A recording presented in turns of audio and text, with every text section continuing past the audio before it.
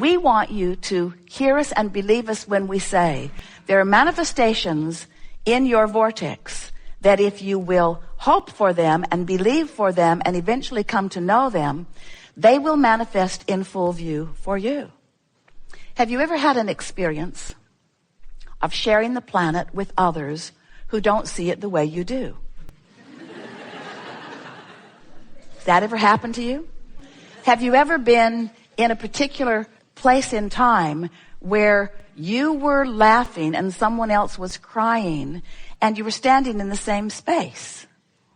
Have you ever noticed that perception is about what's happening to you individually, not about what's happening to you collectively? But if you are able to drum up enough attention to the collective from CNN does a good job of it and so forth, that the individual perspective is then skewed by the larger perspective, then you begin feeling much the same way, and then you begin having more and more of the same experiences. That's really what economic tides are about. We would like to convince you that this is a vibrational world. It's a vibrational world that is changing constantly and has already changed in ways that please you, that you are depriving yourself of seeing because you haven't come out of the closet yet. You're still hiding from the real reality as you are scrutinizing the limited reality. And when you realize that there is a bigger reality, we want to coax you over here into this vibrational reality, this vortex of creation. We want to coax you over often enough, speaking to you in reasonable terms until we elicit from you a vibrational resonance that then gives you full view. Sometimes in your human vocabulary you say, oh, then I saw the light. Then I saw the light. And we say, yeah, that's what we're talking about.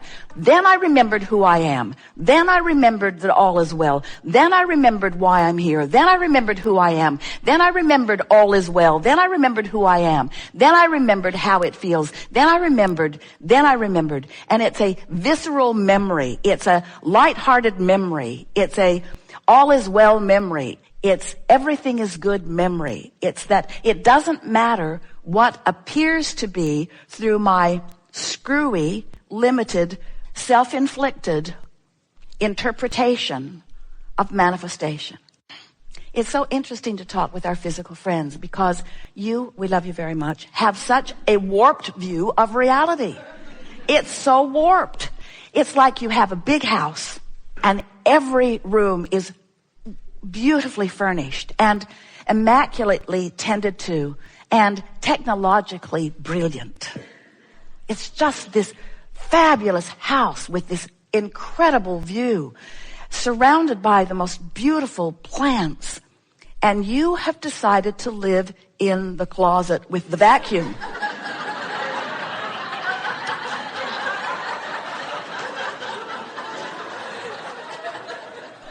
And sometimes other people come to visit you and they look around your house and they say, oh, wow. Oh, I would give anything to live here. And you'd say, why? Why? Because without meaning to, you have practiced yourself into viewpoints that are depriving you of the fullness of all that you are. And we want you to come out into the rest of your house. We want you to come out into your world. We want you to find a way a little more every day to allow your full view of not just what is, but what is becoming. Because what is changing in relationship to what your viewpoint is, you see. Everything is perceptual. So if you are sick, it's a perceptual thing. And often you will say, no.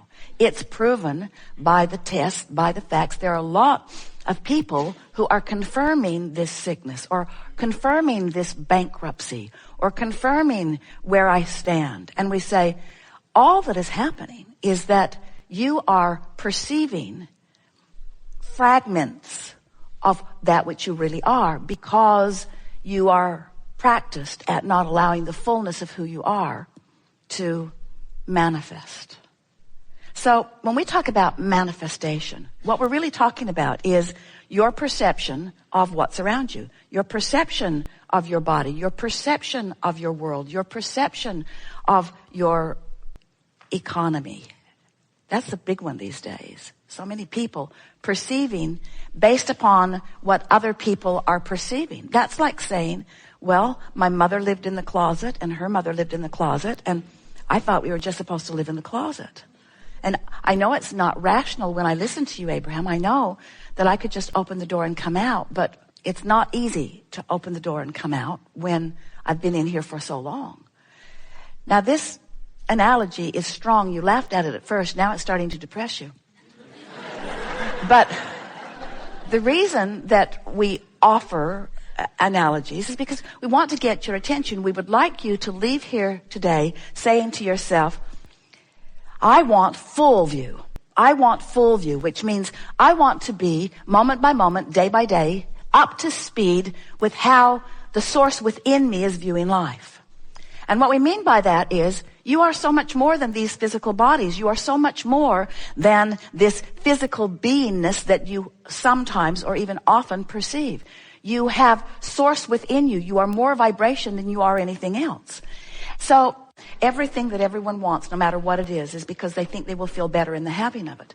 So when you figure out how to have that relationship and you are already in complete alignment with who you are, now you've already come full circle to the reason that you want anything.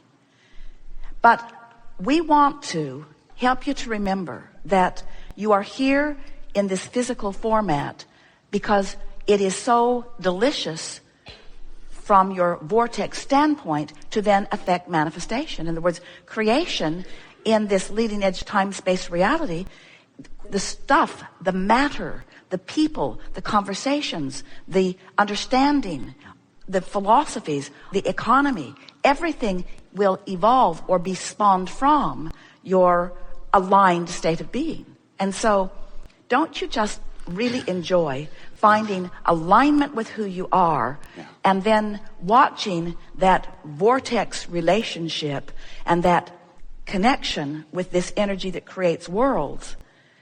Don't you just love it when that creative power flows through your creative fingertips for the confirming manifestation of your alignment? We want you to realize that since everything that you want is because you would think you will feel better in the having of it, we want you to realize with us here today that the primary manifestation that you are looking for, moment by moment by moment, what you're really trying to create is an emotion right now that feels good. That's why you want to go to a movie that moves you, or to a movie that thrills you, or to a sporting event that makes you feel good. That's why you want to hang out with friends that are uplifting. It's why you want to go places that are inspiring. It's why you want to go on a vacation. It's why you want that new house. It's why you want to drive that car. In other words, you want those experiences because you want to feel good, and you believe that some of those experiences, if you are able to create them and control them, will cause you to feel good. And we don't disagree with any of that. We know that there are many wonderful feeling experiences that you are seeking because you want to feel good. We just want, by the time that you are leaving this room today, to have convinced you that the primary manifestation that you are looking for, and we are using this word specifically and powerfully, we want you to accept with us that the primary manifestation that you're looking for is the manifestation of feeling good. It's the emotional manifestation. And if we can convince you of that, we know that you get it conceptually. But if we can convince you of that, and then further, if we can convince you, and we are really in the convincing mood, so come along with us. If we can convince you that not only is the manifestation of emotion the manifestation that you are really looking for, but that it is something that you can control. You can control your mood manifestation. You can control your attitude manifestation. You just got to understand how it works. And you got to care enough about how you feel to be willing to direct your thoughts in places that do cause the manifestation that feels good, and then you've got it. Once you figure this out, once you accept that the way you feel is in your control, and is, after all, what you have been here in the process of creating all along, then as you begin to deliberately direct your thoughts and discover the delicious alignment that is possible at all times. Now you find what you all have been looking for. That absolute freedom. Freedom from bondage, freedom from fear, freedom from poverty, freedom from sickness, freedom from all those things that you've wanted freedom from. You find it when all along what it has been is freedom from resistance over which you have complete and utter and absolute control. Really you do, really you do, really you do, really you do. We told you we're in the convincing mode. Really you do, really you do, really you do. So it is our desire, as we are moving through the hours that we are together today, to remind you that you have control of your emotions. Now, many would say, how? And many more would say, why? Why would I want to control my emotions? And we say, because it's your in-the-moment life experience. We want to say, why would you not? Why would you not rather feel good than bad in any moment? And most of you would say, well, when you put it that way, of course we would rather feel good than bad.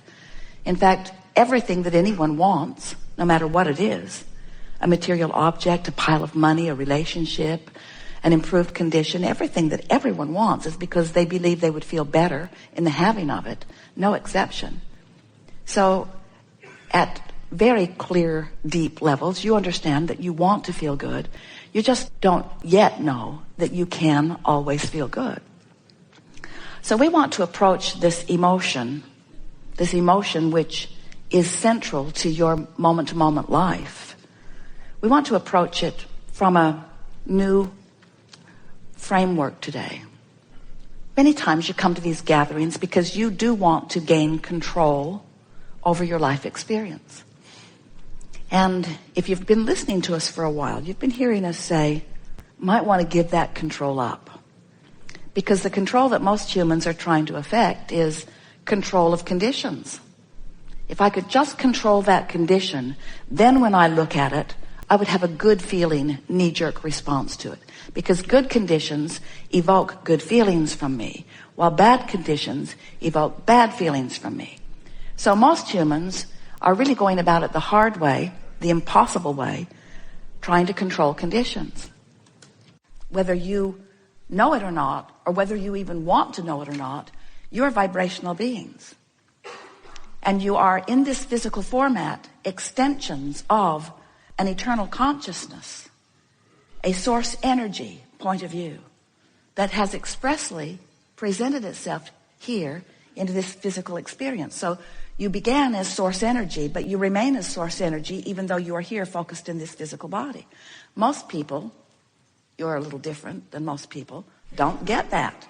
Most people don't get that. Most people think that they were non-physical. They call it soul or angel or I came from heaven and here I am, but I'm here now, not there. And that's not true. You are source energy always. And that source energy is focused here in this physical body. And we want you to know that in you coming into this body, you didn't come without the larger part of you. The larger part of you came too. The larger part of you is present here in this time-space reality. The larger part of you is here now. And to the degree that you are in sync vibrationally, then you get the full representation of who you are. So how do you feel in a moment when the fullness of who you are is being allowed by you, when you realize that you are source energy in these physical bodies and that the source energy part of you is always here with you, to the degree that you allow it through the syncing of the vibration, you have a fuller experience. In other words, how would you know when you're allowing the fullness of who you are to flow? You feel really good. You feel frisky. You feel clear-minded. You feel flexible. You feel intelligence. You feel all-knowingness. You feel intuitiveness. You feel harmony. You feel love. You feel appreciation. You feel tuned in, tapped in, turned on. You feel the fullness of who you are. And when you pinch it off, and it's easy to do because it's easy to get out of sync with source, all you have to do is get mad at somebody, you're out of sync with source. All you have to do is not like yourself a little, you're out of sync with source. All you have to do is nit.